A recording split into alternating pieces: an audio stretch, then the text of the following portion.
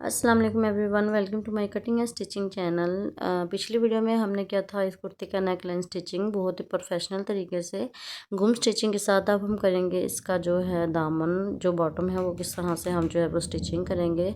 कुछ इस तरह से बहुत खूबसूरत सा इसका जो है वो दामन था। इसको हम जो है वो बहुत ही जो है प्रोफेशनल तरीके से और जो है डिज़ाइनर लुक देंगे अपने जो बॉटम है उसको।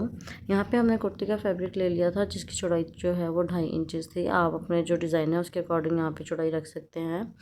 यहाँ पे देखिए हमारे दामन की जो डिज़ाइनिंग है यहाँ काव्या हुआ है, उसी के अकॉर्डिंग हम जो है बिल्कुल साथ साथ अपनी मशीन को यहाँ पे चला लेंगे। साथ साथ हमने यहाँ पे स्टिचिंग कर लेनी है कुछ इस तरह से।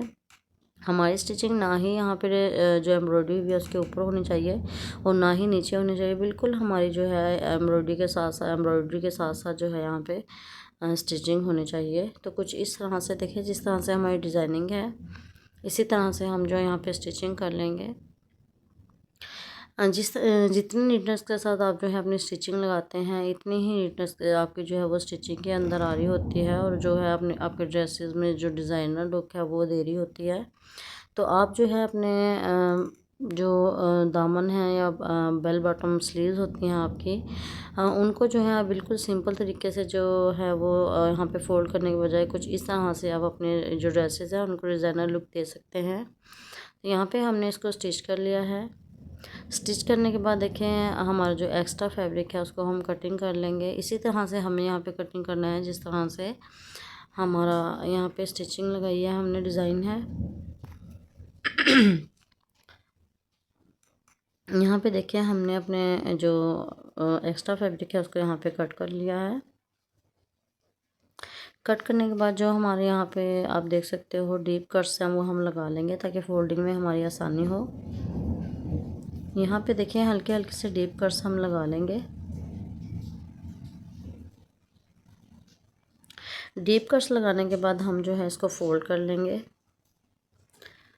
फोल्ड करने के बाद अच्छे से हमें इसको आयरन कर लेना है ताकि हमारी अच्छे से नीटनेस आ जाए। यहाँ पे कुछ इस तरह से देखिए हम इसको जो है वो फोल्ड कर लेंगे।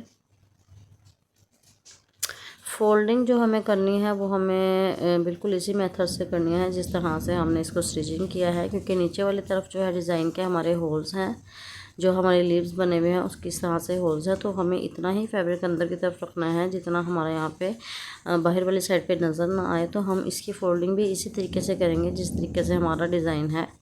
तो हमने यहाँ पे फैब्रिक ग्लू ले लिया है, अंदर की तरफ अच्छे से हम लगाते हुए यहाँ अंदर की तरफ इस तरह से फोल्ड करेंगे अपने फैब्रिक को। और इस तरह से देखिए हम अच्छे से इसको आयरन कर लेंगे ताकि अच्छे से यहाँ पे हमारी स्टिचिंग बैठ जाए।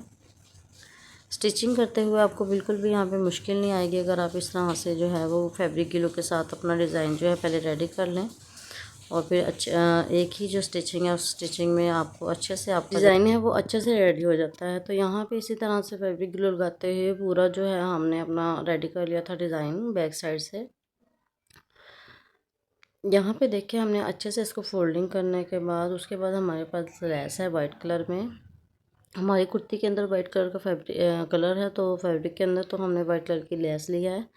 अच्छा, ये जो हमने लेस ली है ये बहुत ही जो है आराम से फोल्डिंग होने वाली लेस है। कुछ इस तरह से अगर आपके पास थोड़ी सी लेस जो है वो फोल्डिंग आसानी से नहीं हो रही तो ऊपर की तरफ आप हल्के हल्के से कट्स लगाएंगे तो आपकी लेस जो है वो इसी तरह से आराम से फोल्डिंग होने लग जाएगी।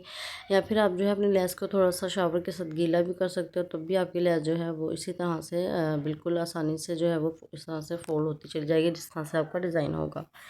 तो यहाँ पे हमने अपना फैब्रिक ग्लू लगाते हुए अपनी लेस को अटैच कर लिया है। अब जो है हम स्टिचिंग लगाएंगे बिल्कुल किनारे किनारे के ऊपर। अब हम एक ही स्टिचिंग के अंदर जो है हमारी लेस भी यहाँ पे अटैच हो जाएगी और जो हमने अपना फैब्रिक लगाया था बैक साइड पे फोल्ड किया था फैब्रिक को, वो भी हमारा एक ही स्टिचिंग के अंदर जो है वो यहाँ पे रेडी हो जाएगा और बहुत ही नीटनेस इस तरह से आती है। अगर आप फैब्रिक ग्लू से अपने डिज़ाइन को पहले से रेडी कर लो और बाद में आप स्टिचिंग करो तो बहुत आसानी से आपकी स्टिचिंग रेडी हो जाती है और बिगनर्स के लिए बहुत ही आसान मेथड होता है। तो यहाँ भी इस तरह से हमने अपने दामन के ऊपर लेस को अटैच किया है और यहाँ पे स्टिचिंग हमने मुकम्मल कर ली थी। बहुत ही खूबसूरत सा हमारा दामन डिज़ाइन जो है वो रेडी हो गया है। सिंपल मेथड से भी इसको हम फोल्ड कर सकते थे, पर हमने जो है इस तरह से डिज़ाइनर लुक अपने दामन के ऊपर लाने के लिए इस तरह से देखें, हमने जिस तरह से कट वर्क बना हुआ था इसी तरह से हमने डिज़ाइन किया है। आई होप आपको पसंद आई होगी मेरी ये कुर्ती का डिज़ाइन। आप ईद पे इस तरह से जो है अपने ड्रेसेस को डिज़ाइन कर सकते हैं। हमारे दामन में से जो फैब्रिक बचा था उसको हमने इस तरह से स्लीव्स के ऊपर अटैच किया है। एक तरफ हमारा इस तरह कट वर्क आया था और दूसरा साइड पे हमारा जो है इस तरह से एम्ब्रॉयडरी हो गई थी। ये बहुत ही खूबसूरत सा हमारी कुर्ती का डिज़ाइन रेडी हो गया था। आई होप आपको पसंद आया। लाइक करें, शेयर करें, सब्सक्राइब। नेक्स्ट वीडियो में इंशाल्लाह हाजिर होंगे। अल्लाह हाफिज़।